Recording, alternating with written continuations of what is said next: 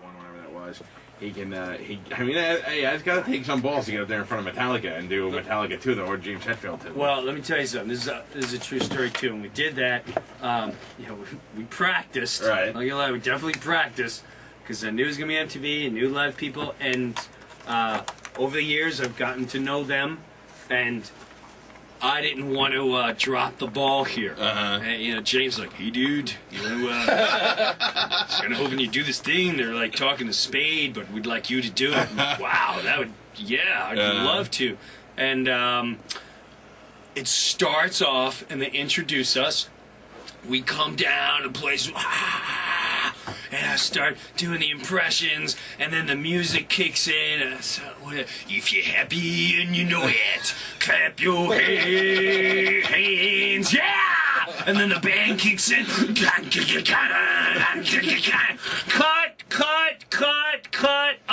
Sorry.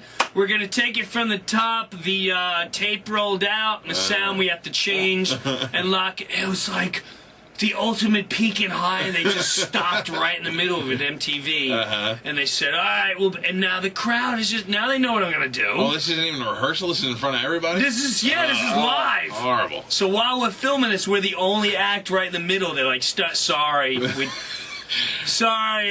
got to change tapes and reload the audio. That's great. What? So the thing that saved me for that performance was I was a true 80s metalhead. So while we were waiting, the crowd now is just the lights are up and they're all murmuring.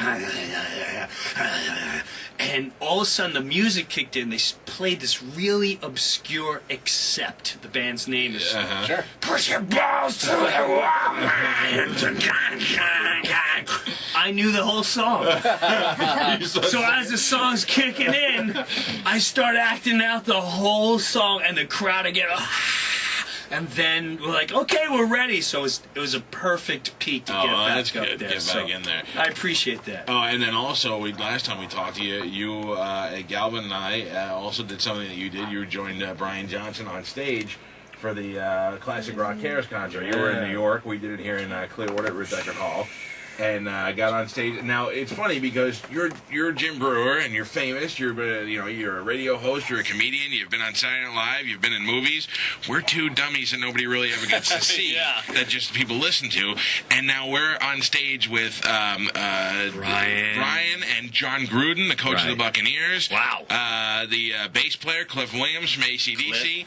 Robin Zander from Cheap Trick. Eddie Money. And Eddie Money. And Brian Johnson. Yeah. And Brian Johnson brings us to get on the mic with Eddie Money. Now, we have not met Eddie Money, so now Eddie Money is singing with two lummoxes that he has no idea who they are, and we're singing Highway to Hell so out of place. It was probably great for you, but it was very awkward for us. But don't think we weren't out there belting it out like we wrote the song. It's very surreal. It's very, very, very surreal. And is Brian Johnson not one of the nicest guys you ever meet in your life? Beyond the nicest, and he's got great stories. Like, sit down, let me tell you a great story. We took a boat out one day. We were fishing, and we were with the guy from Led Zeppelin. Can't remember his name. Jimmy Breuer, whatever his name was. Great lad. Great boss. This is out of control. And, and all you see is, come on, get money down. No, this is the regular guy. Okay, sure. I get it. I wanted to thank him for something. He's sitting in the limo with his wife and Cliff and some other people, and they go, Brian wants you to go in the limo. I go, I just wanted to say that. No, go in. So I get in the limo, and now I feel totally uncomfortable. Hey, what's going on? And he goes, go ahead, me boy. Let me give you a drink. And I go, no, I'm not going to stay. I just wanted to say thank you. Come on, have a drink. I'm not gonna... And he goes, sorry, didn't know you was a faggot. I go, all right, I'll take what you're having, pal. Oh, he's great. All right, let's play a little sing-along with Jim Breuer. Jim has chosen, what do we go with, Unforgiven from Metallica? Yeah, now they win tickets to the Improv tonight? We will give them a four-pack of tickets to see Jim Breuer at the Improv. He'll be there one show tonight at 8 o'clock, and then two tomorrow and two on Saturday. 864-4000 is the number. It's the kind of thing that will sell out if you're waiting to walk up. You can always go to improvtampa.com and get your tickets online. Let me get a contestant. This is Scott. Scott, you're on with Jim Breuer. How are you? Wonderful. You ready, dude? Ready to play a little sing-along with Jim Breuer? You ready? Yeah. You ready? Yes, I am, but I want to tell you what, I won't be able to make tonight's show, and I want whoever wins this to be able to enjoy that opportunity. All right, thanks for playing. Thanks. Hi, who's this? Hey, Mr. Todd. Todd, hang on. We'll play a little sing-along with Jim Breuer, okay? Yeah. Let's do it. And now it's time for Sing Along with Galvin. Who's that? The great singer. I can't believe the news today. Say your prayers, little one. Don't forget my son. To include everyone.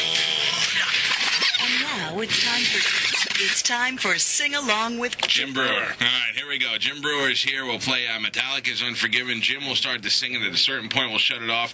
You then sing the next line. If you get it right, you're scoring tickets. You'll have your choice of tickets plus a 4-pack to see Jim tonight at the Improv, all right? Hello. That's you, sir. Yeah, you ready to play? Let's do it. Hit it, Where are you, Spider? Step up. Hey, is interviewing Lou Graham on his show, and he's bombing bad. Oh, no, are you kidding me? I'm going to have to... It's uncomfortable. Oh, no, what a disaster. I'm going to have to do this quick and save him. Here we go. Thanks for Pay the heads attention, up, sir. Hammer. Now, you stopping at me? I'll stop. Well, you can quit when you get to a point. Okay. Of course, you Yeah. picked the song with the longest intro. Hey, dudes, everyone, hands in the air. Let me see your cell phones. Let me see them. Yeah. Yeah. Yeah. Yeah. Yeah. Yeah. Yeah. Yeah. Yeah.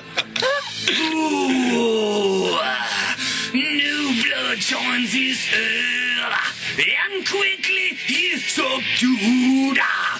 Constant pain, disgrace. The young boy learns their rules. With time, the child draws hair.